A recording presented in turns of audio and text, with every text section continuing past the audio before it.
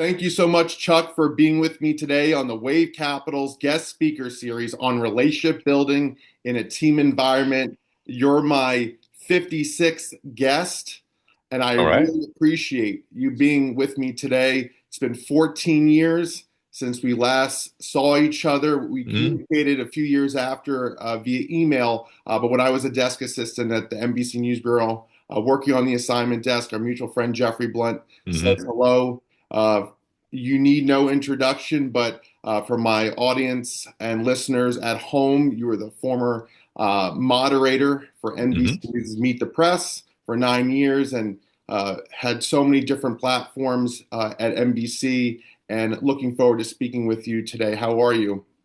I'm doing well. I'm happy to do this. I appreciate you finding me. We connected, I think, on LinkedIn. So we got to give Yes, them a plug, right, Garrett? Like absolutely. ding ding. Yeah. Yeah, we got to give props to and kudos to LinkedIn for sure. And When you think of relationship building in a team mhm. environment, Chuck, what does relationship building mean to you, and what has it meant for your professional career in journalism? So, I've essentially I've always said the best part of the jobs that I've had is when I feel like I run a news team or run a newsroom. And I ran a newsroom for 15 years, part of running a newsroom, and then ran the newsroom at National Journal and the Hotline for a long time. Came over to NBC, and it was a different way of sort of collaborating and participating. Um, and I certainly, I always say this about television journalism and broadcast journalism, even though those are sort of antiquated terms these days, is that the part I like about it the best is that it is so collaborative. The ink the caricature of the ink stained wretch, right? The newspaper journalist, the Woodward and Bernstein. And I've always said Carl Bernstein is more the avatar of the ink stained wretch, really, than Bob Woodward, right? Bob Woodward was always way too well dressed and groomed to be a journalist, right? Carl Bernstein had sort of you know if he walked into a place with pit stains and maybe a marker on his face, but he was going to get the story, right? But those kind of journalists, and this is true, particularly in print, do best sometimes working alone. I've always joked there's sort of, and you learn about, and by the way, this is something as a leader, you've got to learn. There are some people that do better alone.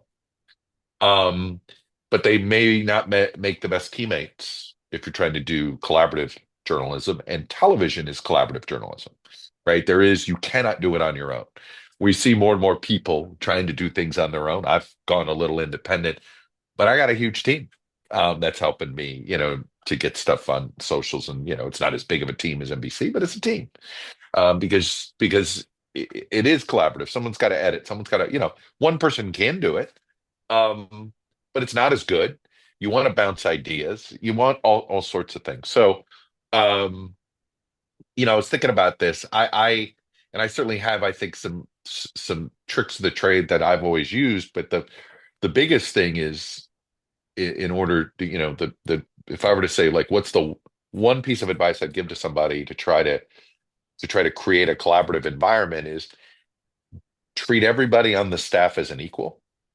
Make them think they're an equal. They're not, and they know they're not. And I don't mean that in any sort of negative way, but I'm talking about whether it's the spring semester intern or the veteran executive producer. You create an environment where you give the impression, because it's true, that everybody has an equal opportunity to say something, equal opportunity to contribute. Doesn't mean your ideas, equal opportunity to have your ideas implemented. But if you start that way, I think that's how you keep more people on the team. Absolutely. And it doesn't matter, where you come from all walks of life. Hmm It doesn't matter what, role you have, whether on NBC or other networks or in other capacities at other organizations. But you're exactly right. Your ideas and your might not be equal, but your presence is equal. You're still a human hmm being, and you can Right. still share in the pie and collaborate. Which I love that you use the word collaborate or collaborative in the context that hmm you speak of. When you think of your time at NBC, and you worked at NBC, during the Bush, Obama, first Trump, Right. and Biden, and now.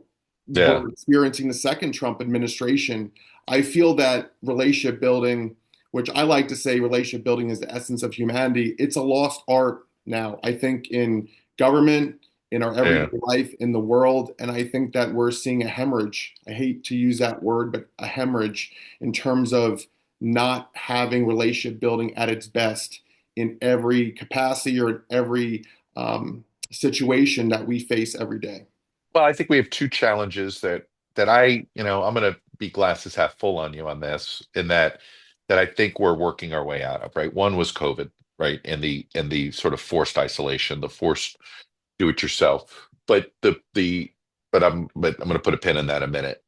And then there's just sort of the social media mindset of life, where people and the Instagramification of people's lives, where um, it's not a nobody features their collaborators online. They feature themselves, right? So everything there is this sense of, I'm that everybody's competing with each other to show off their life or show off their accolades or show off their achievements, whatever the achievements might be, family achievements, professional achievements, personal achievements. And so I do think that it that probably both gives the impression that there are fewer people wanting, it's almost like making a relationship is you're collaborating with a potential competitor, right? A competitor for attention, a competitor for the attention economy. So, that's where I might agree with where your mindset is on this. But the reason I wanted to put a pin in COVID, um, because I see it with I had my kids were teenagers during COVID. Now, my oldest is a junior in college. My youngest is a senior in high school. Um, and they both are, you know, just are exhausted from online stuff, right? And they want to go do experiential things and they want to go work with others in a group physically. So I think the denial of that for this youngest generation that is just entering both the education and workforces, but just entering adulthood, I kind of think you're gonna and there's some evidence of this following the 1917 pandemic, right? You saw sort of this sort of, people wanted to gather more and, what speakeasies, in some ways, and people want to say, well, it was prohibition that sort of got people to sort of gather to places so that Sure. they could go sneak a beer or whatever it was. But I think some of that was also tired of being pinned up and inside. So I I think, you know, there's a lot of things in life that swing back and forth, right? And this is one of those where I think, you know, and I worry about it. I mean, AI can now provide artificial girlfriends and boyfriends and, artificial business partners and artificial co-writers. So, there's certainly more tools than ever to be a loner. Okay, there's no doubt. But I think the human experience is you want to find a tribe. People want to find Some people want to find multiple tribes to belong to, but I think Sure. there's still this innate part of human nature that seeks cohabitation in some form or another. Yes, absolutely. And just from a government perspective, we're Hmm. fellow journalists. We Hmm. are people in the media who have a following. When you look at the Trump administration and the first time he was Hmm. in office, and whether or not you want to compare him to Biden or Obama or Bush or Hmm. whomever, when you think about just ideology Hmm. and when you think about how government officials or people in leadership capacities govern. Hmm. Conservatives want smaller government, liberals traditionally want bigger government. But it's interesting because I don't think that everyday American person, and I'm not selling them or him or her short whatsoever, but when people go and vote, and we saw what happened the last election and Trump got back into Hmm. office, it really does matter how a president of the United States, whomever he is, and one day hopefully it will be a female. She is, let's say. Hmm. But people's viewpoints on COVID divided our country, and we were divided even before COVID. Hmm. Or the idea of, you mentioned artificial intelligence, and having all this technology, having all this wherewithal to be more efficient, but yet you bring up a very good point about loneliness, people being lonelier Hmm. with all of Hmm. this technology. And I just want to get your viewpoints on that because you've interviewed world leaders, you've Hmm. interviewed presidents, governors, people in Congress. You started your career, working in the congressional halls of our nation's capital. What do you think is going to be the tipping of the iceberg? What will make the pendulum swing, in a good place, in a positive place where we can finally hold our officials Hmm. accountable? Last weekend, you saw the 1,400 Right. protests across the Sure. country. You know, Yeah. interesting. Look, I've diagnosed the um, problem as sort of we have created more distance between the average voter and the government. How have we done it? There's two ways that are pretty easy to identify of this feeling that people are further away from understanding who makes decisions and how they're made.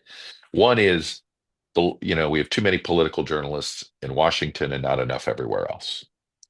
The loss of Washington bureaus or smaller publications, the fact that there is not, the evisceration of local news organizations in general, where it was people in your community. When I was growing up, it was somebody that lived in Miami that reported about how government that just passed, how Congress just passed a bill and how my local members of Congress voted, how that money was going to be impacting in my community. And there was somebody there writing from that perspective. And of course, digital, web 1.0, you had bean counters at media companies who were not journalists and didn't understand the impact of local journalism, who said, why do we need 300 versions of the same story? Sure. And you're like, well, it's not the same story. It's the same, it's about the same bill, but it has 435 different ways it's going to impact, in different 435 uh, congressional communities. Speaking of that 435, I think another way, so you have number one, you have a loss of the local explainers. The local journalists who explain how Washington was impacting our community, whatever you define as our community. So that's number one. Now it's all nationalized. So it's, caricatures. It's you get your liberal version of how something's written or your conservative version, and then it's weaponized and caricaturized and it's not accurate. And then you have, frankly, I think we have I'm going to say something that seems kind of odd. We have Congress is too small. We're a country of 300. The founders thought the House of Representatives needed to represent the people. And up until 1920, every 10 years, Congress actually expanded as the population expanded. It wasn't just, it wasn't, you didn't want the ratio of a member of Congress to the population to get so big that you no longer had a community of interest. And because of, I know people are going to be shocked, a dispute between the two parties, and during the decade of the 1920s about how much to expand the House, they said, screw it. We're not going to expand the House anymore. Let's cut it off. Some of it had to do with office space and expenses and things like that here. But, if we had been expanding by the same numbers we expanded the House for the first 120 years of the country, um, Congress would be, and if we stayed sort of in the ratio that I think matters, Congress, there'd be about 800 to 850 members of Congress.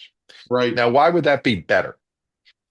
It would be better because each member would be representing a smaller, tighter knit community, say one out of every 400,000. 400,000, by the way, is the same population size as the 50th largest city in America.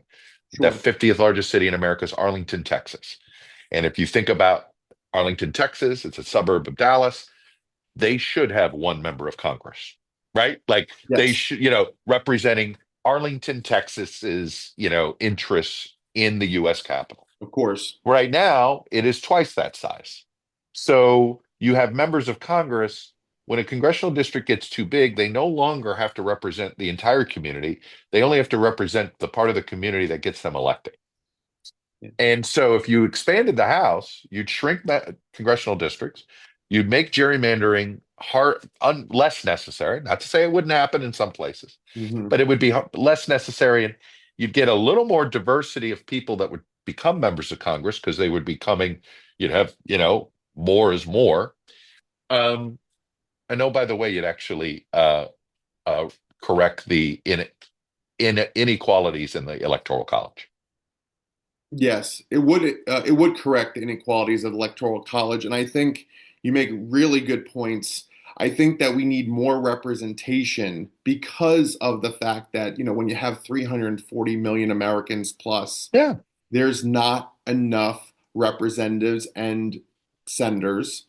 And I mean, we do have 50 governors for 50 states, and we do have, territories and non-US states Mhm. that has their representation, their respective representation. But I think that because the governor is like the president of his or her own state, he or she really relies on, the voices that are the senators and the congressional folks who are talking to the people, boots on the ground. And you're exactly right. There's not enough representation. And you bring up gerrymandering. Like you, I got my start on Capitol Hill. I interned for Congressman Brad Miller, the old Mm. 13th district of North Carolina, fellow UNC Chapel Tar Heel, like me.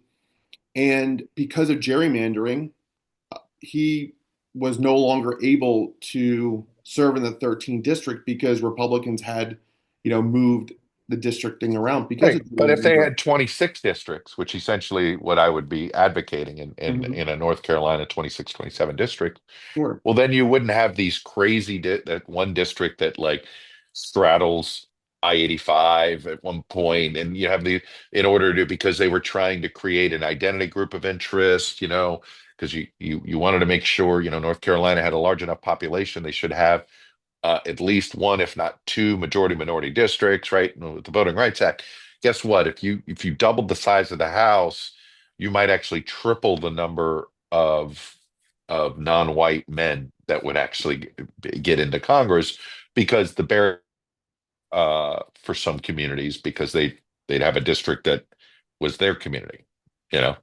And why is gerrymandering not outlawed yet? I feel like it's such a crime when you are, especially people who are coming from low Uh, income areas and they have to travel great distances to get to a voting location, yeah. voting booth. And it really is Right. like the modern day segregation, if you will. It should be illegal. I mean, we need to Well, I mean, start. the fact is that, one person's gerrymander is another person's attempt at righting a wrong, right? And what you think is unfair, somebody else thinks is fair. So I think what I think is this is why I would avoid trying to come up with a definition of what gerrymandering is. Because for instance, you know, we now it and I want to be careful what you wish for. Sure, Right now, because we have self-segregated as a society, you now, if you want to try to create more competitive districts and you don't increase the size of the house, by the way, increasing the size of the house might actually increase competition. But if you want more competitive districts and you don't increase the size of the house, you're going to have to gerrymander to create the competition. right. So, and that it used to be the other way around. So, look, this is why, what I do think, why do I think you could come up with a metric? I do. Like I like the metric of taking, you take what I would do is this. I would in any decade of elections, I take the governor's races and the presidential races. Um, and so I'll give you the formula I've always wanted to use. Sure. So you take whatever you take, you put all that, what the average sort of left versus right, D versus R in that decade, what the split is. When you put the presidentials and the governors, you do it together. Just like you leave out the Senate races, governor and president, and because you're using it to do the state legislatures too. And you say, okay, if no Republican, if if the average Republican number is 54% in the state, and the average Democratic number is 46% of the state, well, then no congressional district can be 10 points more. It can't, so then no district can be better than 66% Republican in my scenario. And no Democratic district could be lower than, 36%, right? You see where I'm going here, Yeah. where you create a sort of a ceiling and a floor, so that way you're at least limiting what you can do in the gerrymander wise. Um, some courts have toyed with formulas, and the problem is, you can't get everybody to agree on a formula. I think if you look at California, Iowa, Arizona, states that have done the commissions, they're better. I'm not saying there isn't some, so, look, the Constitution actually gives the power to the state legislatures to Right. do this. Sure. And at the time, this was about states' rights and controlling Washington representation, right? Little skepticism of the centralized government. So it Sure. was designed to give the states more rights there. So I think you run into a few constitutional questions, but I think the ideal is certainly is citizen commissions, bipartisan. You can they can be designed differently. Iowa does it differently than California, which does it differently. But the idea is you take it away from the elected officials. The Right. idea of the elected officials drawing their own districts feels anti-democratic, right? So this is Very much so. why if you could, I think you get it out of, and look, the states with referendum have done that, right? A lot of states with referendum have figured out. Ohio, they're not implementing it, I think, to the letter of the constitutional law and the state constitution there, but it's better. Ohio was really bad, for a long time, and it's better. So, um, that you ask why it's not outlawed, or the Constitution actually gives a lot of leeway to the states on this, a lot. Sure. And when you give so much autonomy to the states, especially when it comes to gerrymandering, it begs the question, is that right or wrong? But it is what it is today, and maybe we'll If see. you want to change it, there are methods to do it. Sure. Don't just yell at the cloud, right? Right. Is what I always say. Maybe there's a referendum, maybe there's a constitutional amendment, but that in some places that's what it's going to take, and you just have to resign yourself to that. It's like with the Electoral College, people that always want to get rid of it. I'm like, look, you're going to need a constitutional amendment. It's written into the Constitution. You're not going to be able to do a workaround. I promise you. There's just, there's always going to be enough judges who will read it to the letter of the law. So if you want to fix the Electoral College, expand the House. That does it Right. without having to use a constitutional amendment. Of course.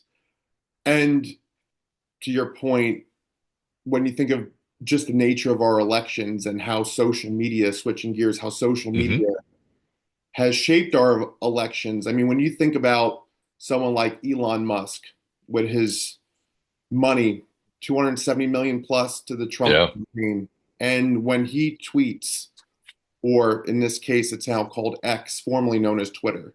During Hmm. election season, he would tweet, and maybe on average, his tweets would get 30 million, 50 million, 80 million, 90 million impressions Hmm.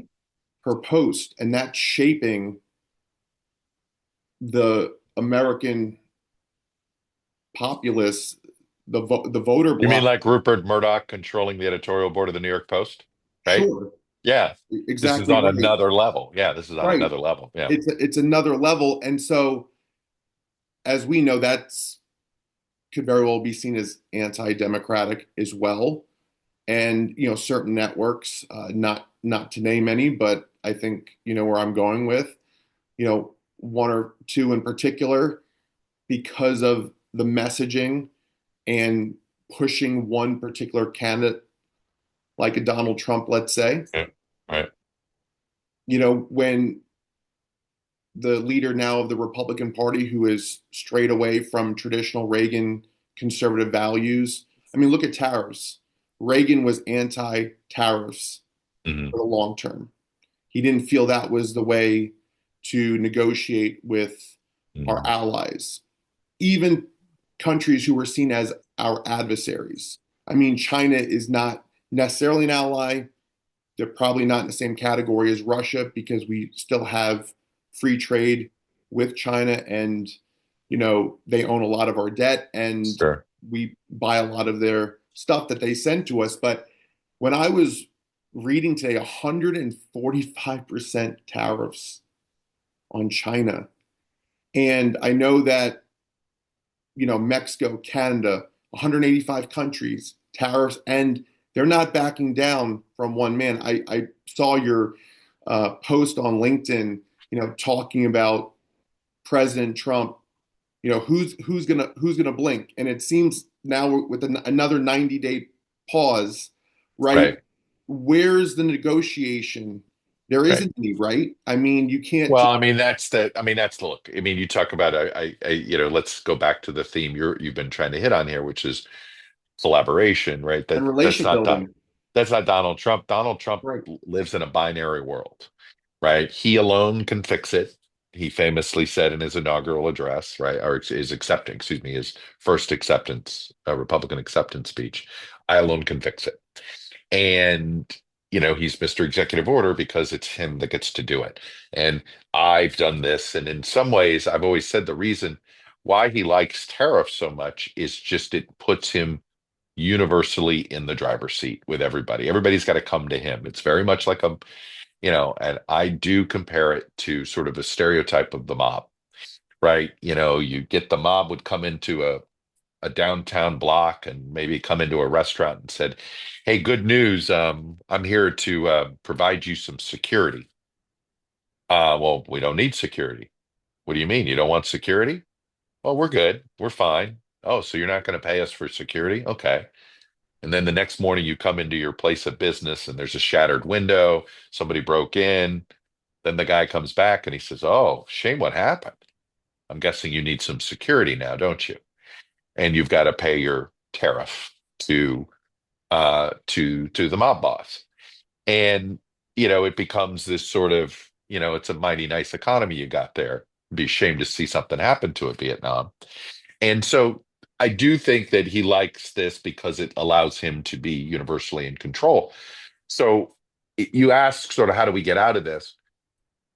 Actually, I trust the American voter. They sort of, if you look at our history of our presidents, when we elect a new one, when we bring a new one and replace one for one reason or the other, we usually elect a person that has a trait that the previous president lacked. So, I like to start, I'll just go back to H.W. Bush. He was seen as a bit elite, didn't quite know what was happening with the working person. Bill Clinton was, I feel your pain. He was touchy-feely. He put his arm around everybody. He was that. So in many ways, opposite personality. George W. Bush, Bill Clinton sort of had these larger than life appetites that would get him in trouble sometimes, both his health with food and his appetite for women.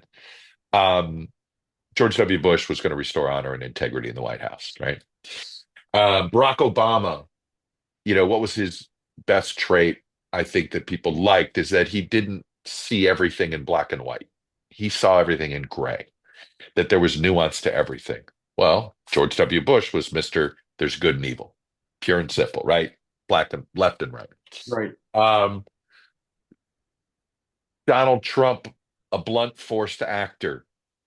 Barack Obama, too much soft power, right? We were sort of okay. We want something a little tough. So I think that inevitably this sort of governing alone mindset is not going to be what the public elects the next time. They're going to be, and this would be the mistake that a Democratic candidate would make, thinking, oh, they want somebody with the same character traits. No, history shows we usually look for a different set of character traits. And in this case, I think they'll be looking for the collaborator. They'll be looking for the team builder. And that's certainly That's certainly my gut, because if you look at history, we're usually looking for the whatever the missing piece was in the previous president. Not just in policy, but in EQ, if you will, emotional, the sort of the emotional touch and connection with the public. Oh, of course. And, you know, with any president who's in power, any presidential administration, you're going to have the positives and the negatives.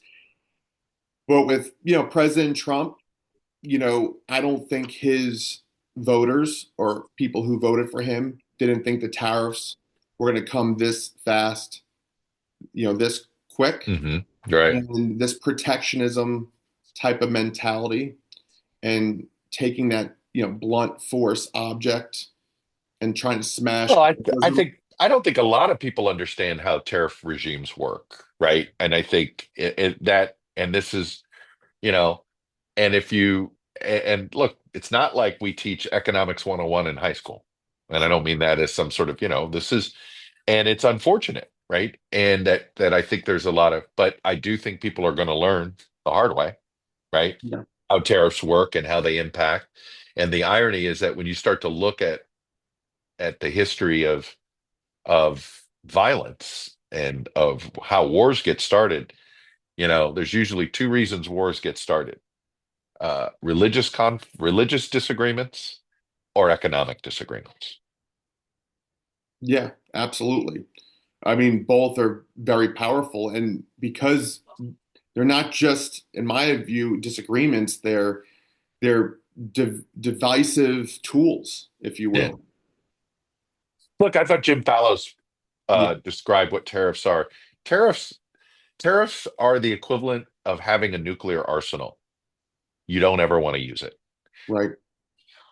but you do want the threat of it but the threat of it, in theory, keeps you're hoping to keep a balance, if you will, from Sure. countries or authoritarian regimes to be exploitive.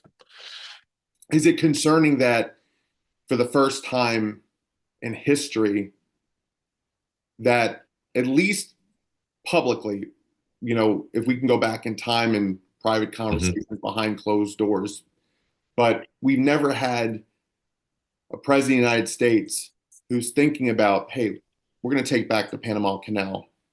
We're going to make Canada our 51st Well, state. We're going to in take over fairness, we haven't had Greenland. a And it's president. semantics. It's semantics, Right. how We much haven't had a we behind. haven't had a president act so imperialistic in 100 years. But Sure. let's not pretend we've never had presidents who were not expansionists. Oh, of course.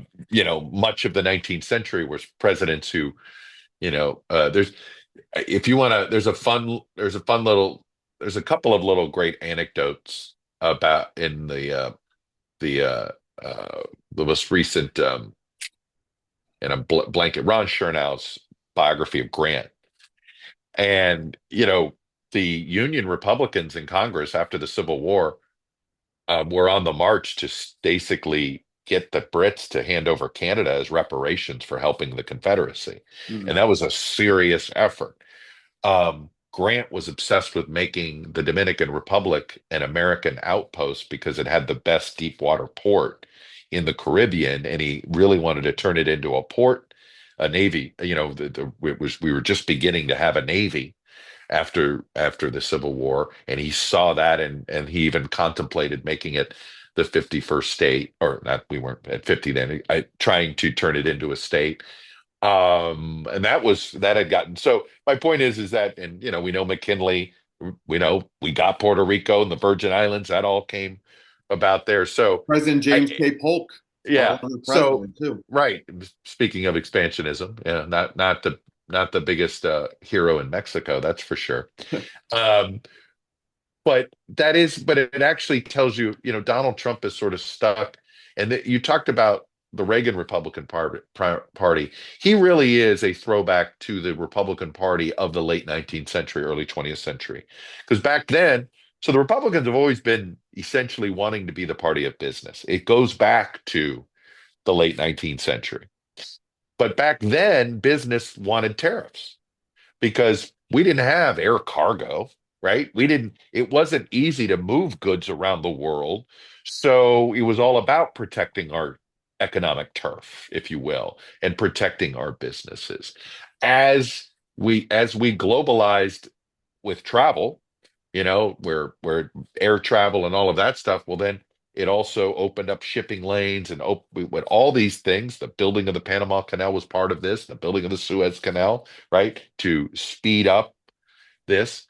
Um, it it accelerated growth around the world, right? And so it is.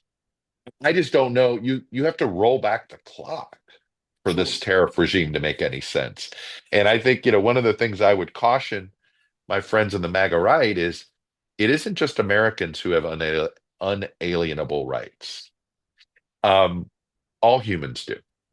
And you want to talk about angry fellow humans around the world whose livelihoods might get crushed because of these tariffs. Do you think these folks are just going to like, oh, well, let's wait for the next president and hope the stock market goes up? Or if they lose everything, are they going to lash out? Anti-American sentiment is on the rise already in Europe and in Asia. It's gonna exponentially grow over the next 6 months because of these tariffs. And Because we are impacting the livelihoods of small business owners around the globe, not just here in America. it's truly remarkable, and I don't mean that in a positive sense. I mean that in a negative sense because Right. It's like have the word extraordinary. I don't mean it as a positive. It's truly extraordinary. It is not ordinary. It is extraordinary, as the kids might say. You're so extra. right extraordinary, and the Doge Department of Government Efficiency cuts. Hmm. When you're thinking about people in the public sector, whether they work for a department, a bureau, an Hmm. administration, their lives are being shattered. They're losing their jobs. Right. First, to think about, are we going to have to go to the private sector? Have never worked in the private sector. Oh, are we going to? Is one of our family members going to be deported tomorrow? Oh, by the way, now we Hmm. have to worry about tariffs and the cost of goods going up. And where do you begin, Chuck? Where do you Well, begin? I just look at it. Let's just, and I forget which the guy who was, I think, the guy who shorted the housing market and made a bunch of money. It was about the Big Short. He had an interview recently where he's just shaking his head. He doesn't understand why Elon Musk and Donald Trump are gutting the middle class. Right. And his point is that government jobs are a path out of poverty for a lot of Americans. Government jobs provide real stability in order to have a nice middle class lifestyle. And, that was, the whole point, one of the effects of the big expansion of the alphabet soup of FDR and the New Deal was just this to provide put some Americans to work. Let's see if we can rebuild America. Let's build some bridges, but these were government jobs. And to gut them, when you get rid of these government jobs, you're essentially laying off the middle class. And, you want to talk about inequality expanding. It's going to exponentially grow. And him gutting the middle class, who, by the way, if you look at it through the prism of income, he won a majority of the middle class, of middle income people. And so he's actually attacking his own voters when he does this. Right. It's harmful to the economy. It's harmful to the society. So it isn't doing what they think it's doing, right? And I think part of the problem is a guy like Elon Musk, you know, this is how you know you're out of touch. He doesn't understand that there are people that have landlines. He can't comprehend this because he lives in this tech world of tech. There's nothing wrong with that. But there are a lot. Washington is out of touch with the American people. I grant you, but Washington's a hell of a lot more in touch with the country than Silicon Valley is. Yeah. Silicon Valley's, these folks, people like Peter Thiel, their line of thinking, they view human beings as in the way of technology, Sure. in the way of progress. And that's, Elon Musk is cutting government in a way that makes human beings disposable. And when you start dehumanizing, right, which is what they're trying to do to federal government workers, dehumanize them to make the cuts easier, I'm telling you, you're going to create a lot of enemies. And, I've got a friend of mine, a conservative writer, who's truly worried about violence because you're taking away people's livelihoods and their humanity. They're not going to respond logically and rationally. They may get a little irrational. Um, and this is how societal breakdowns begin. And it's like, I know that sounds doom and gloom, but that's something you got to worry about. And it goes to, this is a government made up of people who have no clue how everyday Americans live. They just don't. And they're very out of touch with it. Whether it's JD Vance, a guy who claims to speak for these forgotten Americans, that dude has never had a real job. He's been in private equity, then, sort of elevated in politics. He didn't really campaign very hard. He was basically, the seat was bought for him by Peter Thiel. So, he doesn't really have any, there's not a lot of people in this, ironically, the MAGA members of Congress, actually, many of them are more reflective, I think, of their communities than anybody that's making these decisions inside the Trump administration, which is why guys like Josh Hawley are like, hey, don't cut Medicaid. Right. I know who my people are. Like in many ways, he is reflecting what the founders hoped our elected officials would reflect, which is the reality on the ground in a state or a community. Yeah, I mean, whether it's like Chuck Grassley, Rand Paul, John Thune, I mean, Right. They're just responding to the demands of their own state. right, Farm state senators, the farmers are getting killed here by Doge with AID, and then the double whammy with tariffs because it's right, the first thing that we get hit with. Our biggest, our best exports are ag, is right. is food, and you tariff that, and you really hurt farmers. And I know a few of the Trump administration officials. One who served with Trump in his first term, Julian Oshawa. She was his Hmm. 10th Homeland Security advisor, the Homeland Hmm. Security advisor, the 10th one that our country has had. She's married to Michael Waltz. I've crossed paths with him, and he's Hmm. the national security advisor. I know that he made news with Signalgate, Hmm. and Julia's sister is the Surgeon General nominee, Jeanette, and I've had previous communications with her. But this is years ago, and you know they're good people, right? From what Hmm. my interactions have been with them, and you look at when you hear the headlines and when you hear about what's going on in the news, people, if you don't know them as well or you don't know them well enough, and their name just gets thrown out, and it's not in Michael Waltz's case, Signalgate, I mean, that made a lot of headlines, and that even created a lot of division when it came to our national security or how we go about, you know, communicating war plans, but Hmm. doing it in a very secure fashion. And, it was leaked to the Atlantic. What did you make of that? Well, you know how it happened, Yes. arguably, right? And but one of the reasons it happened was not because somebody accidentally, saved the wrong phone number in their cell phone. It happened because the incoming Trump administration refused the congressionally funded and congressionally mandated transition security process. And in that security briefing, they would have been told, um, that Signal is only as secure as your phone is, and you can't put Signal. We're not putting this app on government phones. Be careful using it. They would have gotten a briefing that said essentially, don't get a second phone. Don't do this.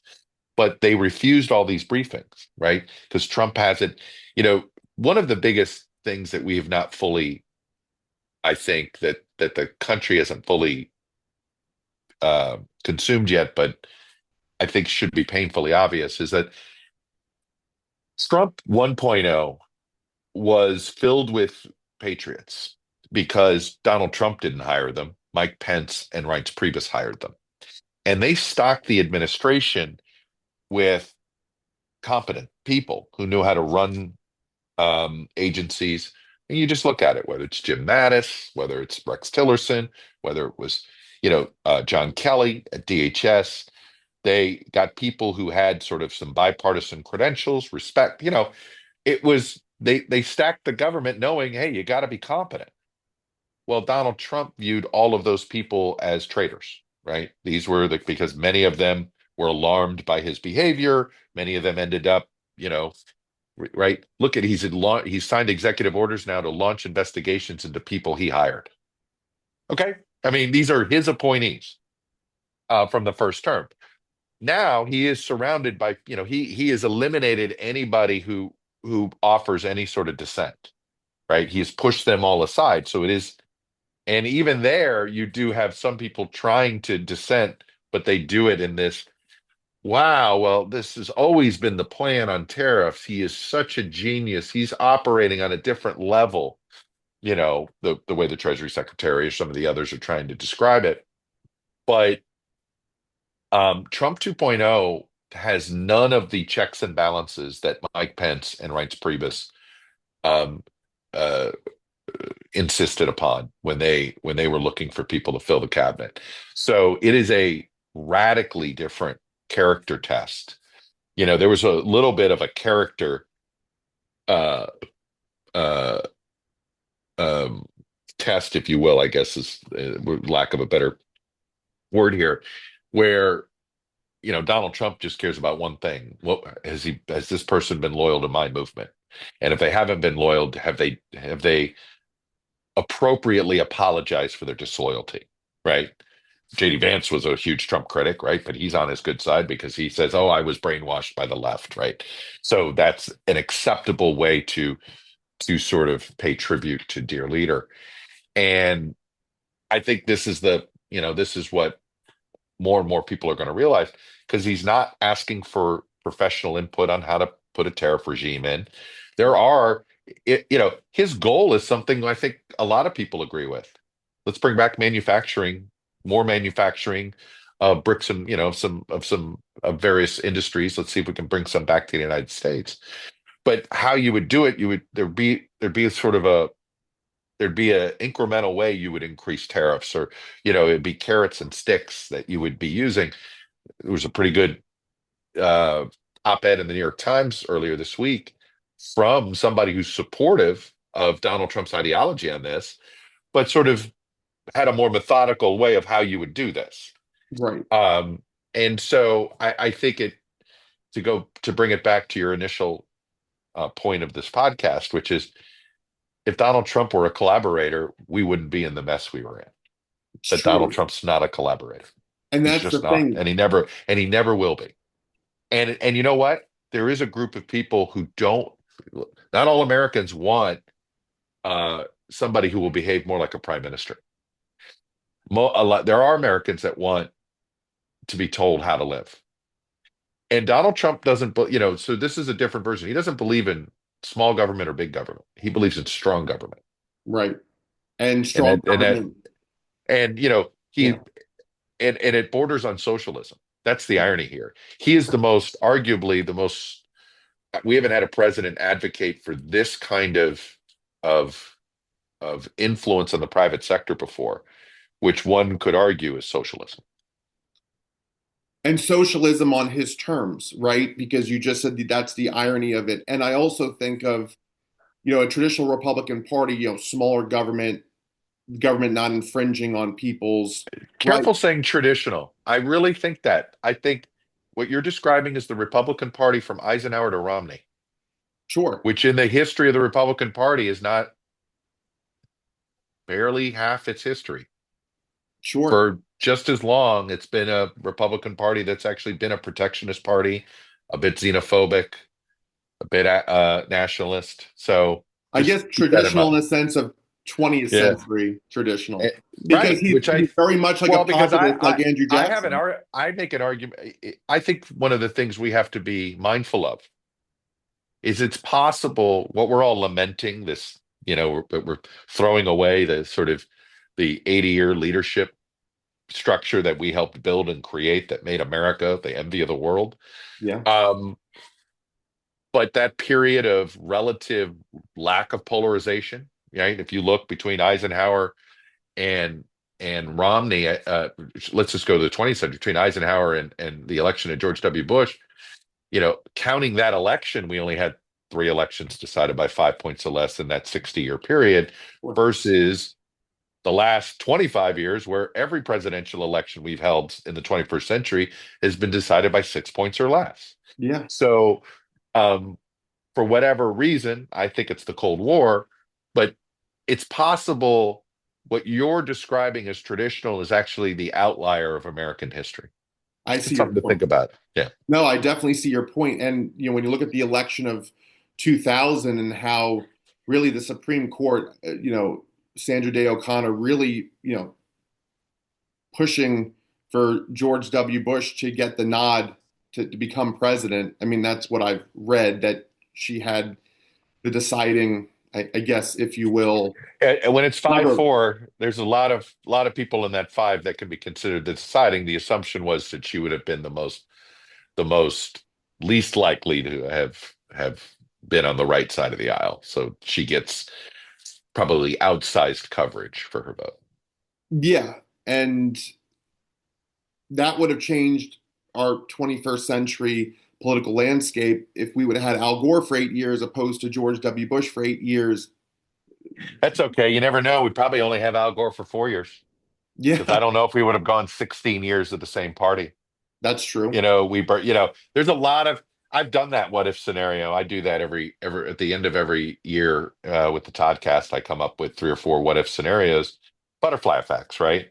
Right. Um, if 9/11 happens and Al Gore's president, I don't think the country's comes together because I think if it happened under Al Gore's watch, and it may not have happened, Sure. but okay, it's possible they would have handled things different. We don't know this, but let's say it all happens the same way.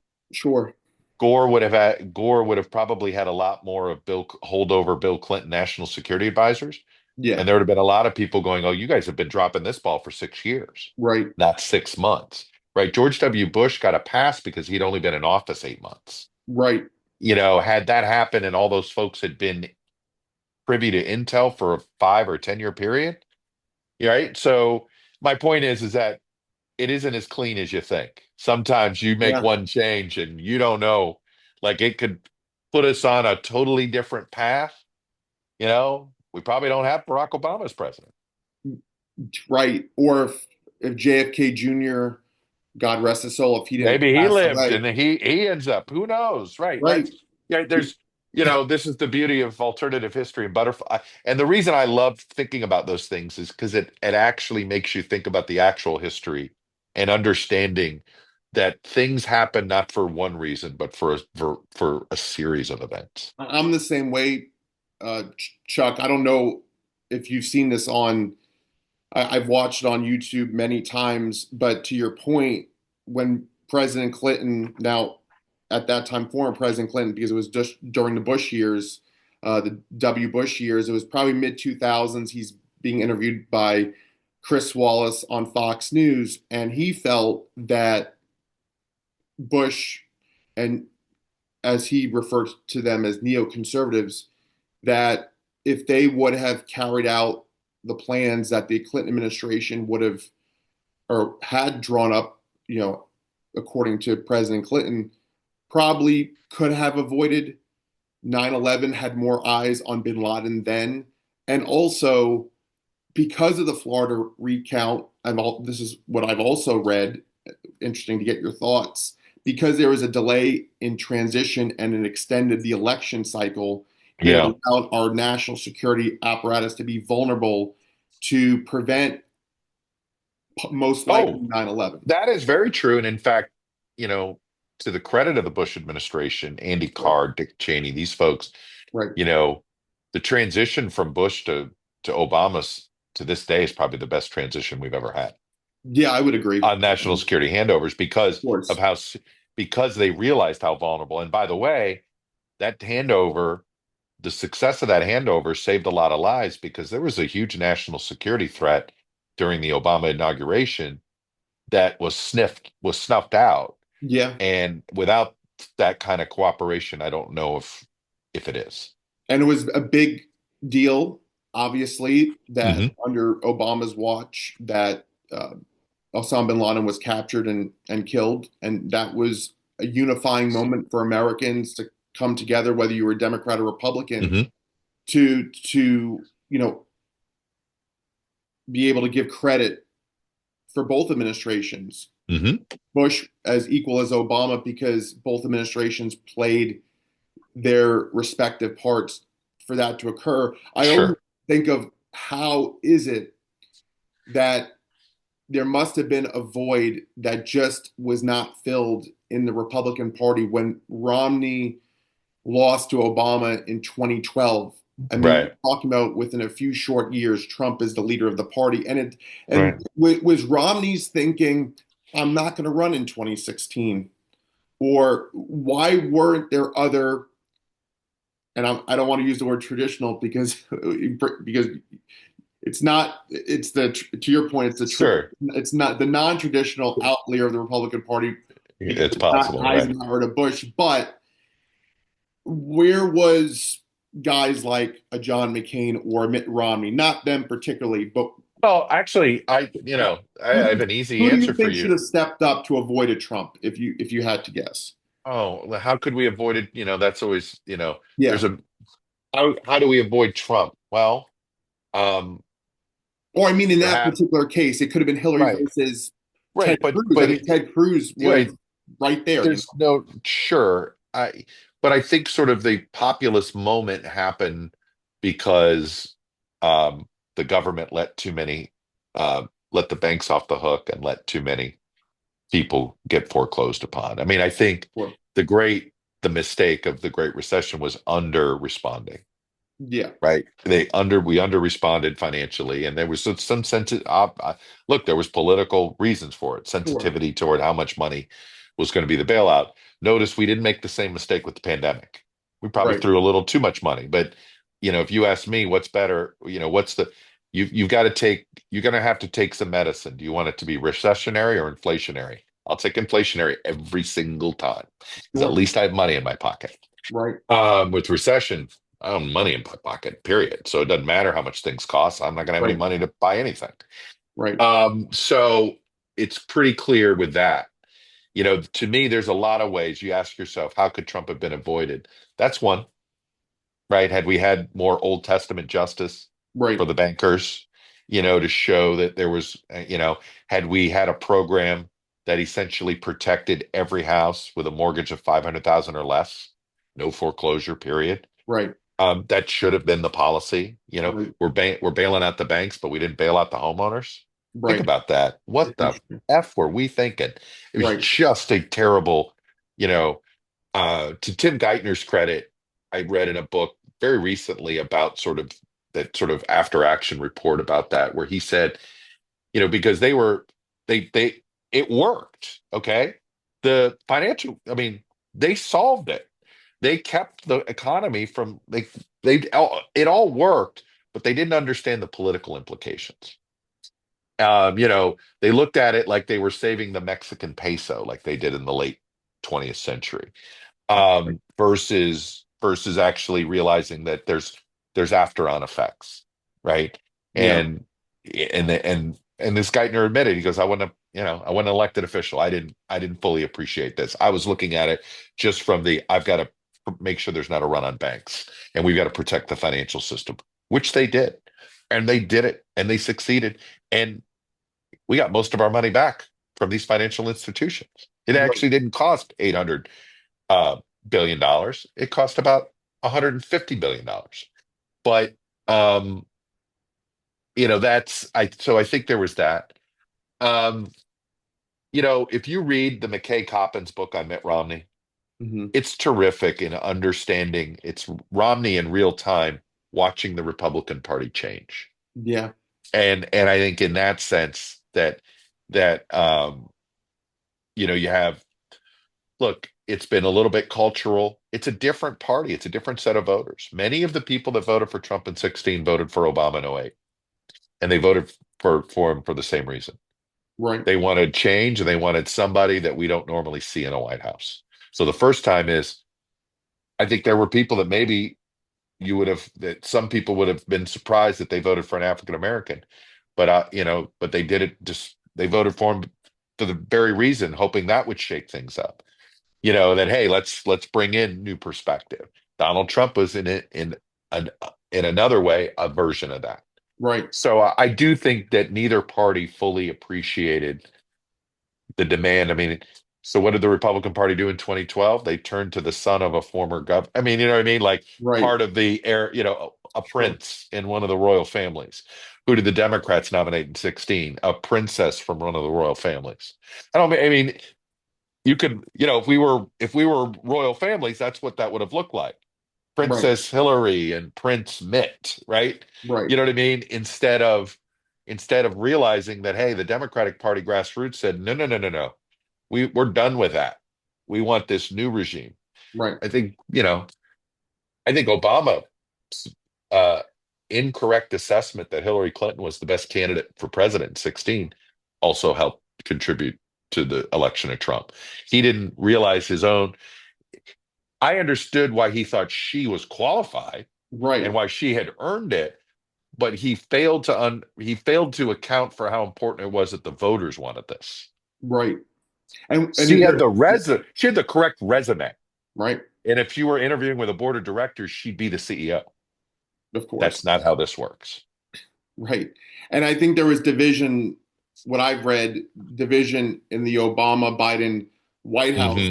because Biden supporters and loyalist people who eventually worked in the Biden administration felt that Obama should have backed Biden instead of Hillary in 2016. And I Yeah. can understand and appreciate that. I know that President Oh, I don't think Biden, either Biden or Hillary should have been the 2016 candidates. It should have what the if Barack Obama had been thinking about the future of the Democratic Party, mhm, he'd have had a different running mate in 2012. interesting. And That's what I would have done. And if John Tester, Claire McCaskill, somebody from that 2006 Senate class, which was sure. the best, Michael Bennett might have been one. He was 2010. Cory Booker was 2013. But that entire sort of rising class of Gen X Democrats who basically all were forced to the sidelines by Obama anointing Hillary, and then in some ways forced to the sidelines again because Joe Biden was the was the candidate that they decided upon to take on Trump in 20. So Yeah. I look at that as Yeah. that's why I think the Democratic Party now they've had three straight nominees that the voters arguably didn't agree on. Right. I mean, supporters for Biden and Harris in 2020, many of them went to Trump in 2024. And I mean, that's like a whole nother discussion we can talk Yep. about. I wanted to talk to you about your podcast. Yep. And it's amazing that, since your time at NBC, that you're spending a lot of time with yourself and your family and work-life Hmm. balance. And you interviewed John Fetterman, Senator Fetterman, the Hmm. other week. And Hmm. just tell me, how much reflection have you done since your time at NBC, and what does the Oh, podcast mean to you from a relationship building standpoint as well? well, I just look at it as I love politics for because it's filled with human beings, meaning like human flaws. It isn't always what makes political stories interesting are the human beings that are the politicians, not Mhm. necessarily the ideologies or the policies and all of this stuff. Um, but the thing that look, my last few years at NBC, the thing I enjoyed two things: election nights and the podcast interviews. 5 to 10 minute interviews are useless. I think television, I think the confines with which traditional media does either political commentary, political debate, and political conversation is broken. And it is not done. So, ultimately, I made another conclusion, which is we as journalists don't fully appreciate that our number one job is to educate. Yes. Informing is educating, but if you think of yourself as an educator more than an informer, then you will present topics that allow people to understand them better. I took to heart something someone said. You get these, high and mighty partisans will say, "I can't believe that the country doesn't know there are 9 Supreme Court justices," and yet I noticed sports reporters that cover college football every week kept explaining how the college football playoff worked. You know what we don't do as political journalists? Explain every week how the Supreme Court works, right? Right. Like we assume too much knowledge out of some arrogance, I think. And it's like the beauty of the podcast format is that you just have time and space. And I think the reason people uh, do subscribe to a podcast is because they're trying to get a deeper understanding of someone or something. Right. And so in that sense, I just I just appreciate the freedom of the format and the freedom of this independent media, and frankly, the freedom of not having to worry about a corporate office. Right. Because I do think, I used to be a big defender of corporate ownership because of the resources corporate ownership gives you. And that during tough times, hey, having the corporate protection is a good thing. When Richard Engel was kidnapped, having a major corporation being able to get the federal government, to make sure we got our colleague out of harm's way. I don't know if that happens if you're an independent journalist or if you're working as a contractor for NewsHour or something. You know what I mean? Like so there's a lot of assets that I really believe that I thought it brought us. But if you work for a company that's worried about government contracts and worried about, and part of that is, we have a president that is going to weaponize these things. It damages the reputation and the of the journalistic enterprises that these companies own. And so I think that's been I haven't fully appreciated, wow, that's makes this even more liberating, um, and more needed. But Yeah. look, we're going through a period. We had in the late 19th century, all journalism was partisan. And in the early 20th century, the muckrakers came about, which was the beginning of this accountability era. I think we're in the middle of something right now with independent journalism. Sure. It's still fragmented, but it'll consolidate. There'll be a new mainstream media that is obvious to see in another 5 or 6 years. Yeah, and I share that sentiment. I think Hmm. that, we're on the right track, and I do hope that more independent journalism is is manifested, and people continue to contemplate and create Right. new platforms to Hmm. be more independent. Your last interview for Meet the Press was Governor Gavin Newsom might be a potential presidential front runner for the Democratic Party. I mean, do you see it? Do you feel that he is the future of the Democratic Party? I know that he's made a lot of news the past, few years when he had the debate with Florida Governor Ron DeSantis, Mm. and No, I look, I'll be shocked if Gavin Newsom is even in the top three of any primary or caucus, and it's not personal to Gavin. I think he should have primary. If he really ever wanted to be president, the only path was to primary Biden, and he didn't do it. His hero, his political hero, he told me is Bobby Kennedy Jr. Well, Senior, excuse me. Well, what did Bobby Kennedy do? He was willing to run against his party leader, and that is what gave him some. But I think no, I don't think the Democrats have lost the popular vote 3 times since 1988. yeah, Twice the nominee was a Massachusetts liberal, which is why I don't think you're going to see a Massachusetts Democrat at the top of the ticket. Sorry, Elizabeth Warren. right. And the other time was a San Francisco Democrat. There are certain branding that is tough to get out of. San Francisco liberal, It's just a very, and at the end of the day, he's another San Francisco liberal. Even It'll if be he even if he there. has the moderate, What what's push. moderate for a California Democrat is still liberal from the Midwest. Sure. The fact of the matter is, if you want to see how you want to see where when Democrats win the White House, they win the White House and proactively, and Biden is looks more accidental all the time. Um, it's Southerners or Midwesterners, right? Sure. The power of Obama was his Midwestern roots. Right. When I mean, you look at how well he did in every primary that in a state that touched Illinois Well, his during mom the was from '08 cycle. Kansas.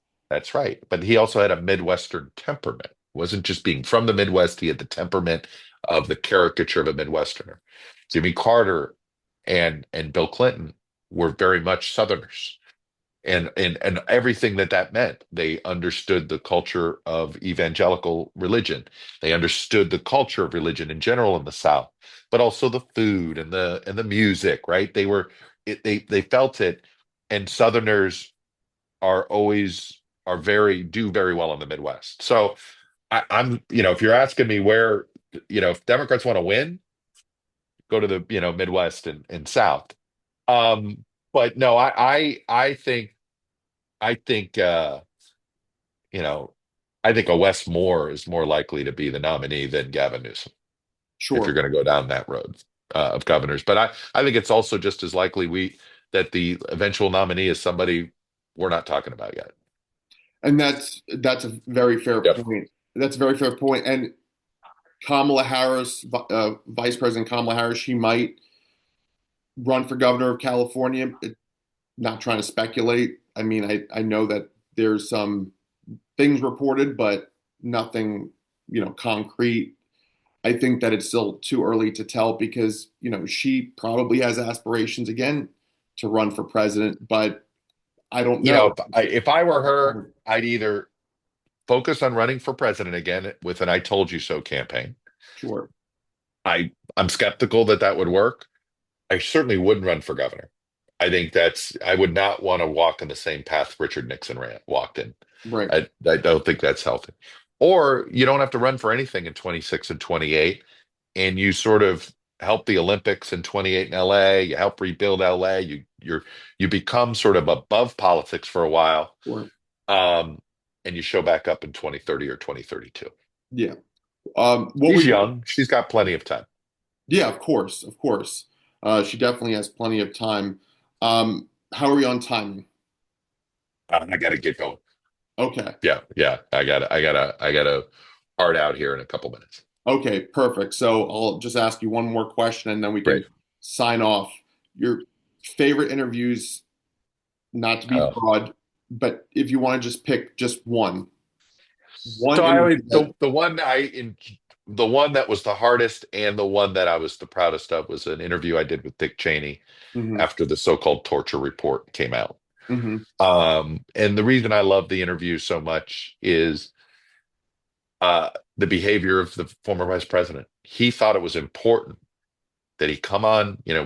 I invited him early on. I said, when this comes out, do you want to come out and basically defend yourself against the Sure. report? And his answer was yes. And he took every uncomfortable question I asked, and he was forthright. He was direct, non-confrontational. He didn't attack me for the questions.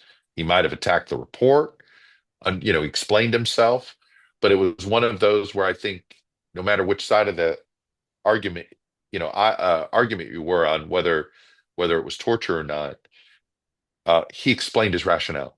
You understood where he was coming from, and you understood what the criticism was. And so I said, and we did it for 25 minutes. It was also had time to breathe. So I look at that's still one of my prouder ones. And then there's, the stuff that's going to be in my obituary is what it is. Alternative facts will always be in my obituary.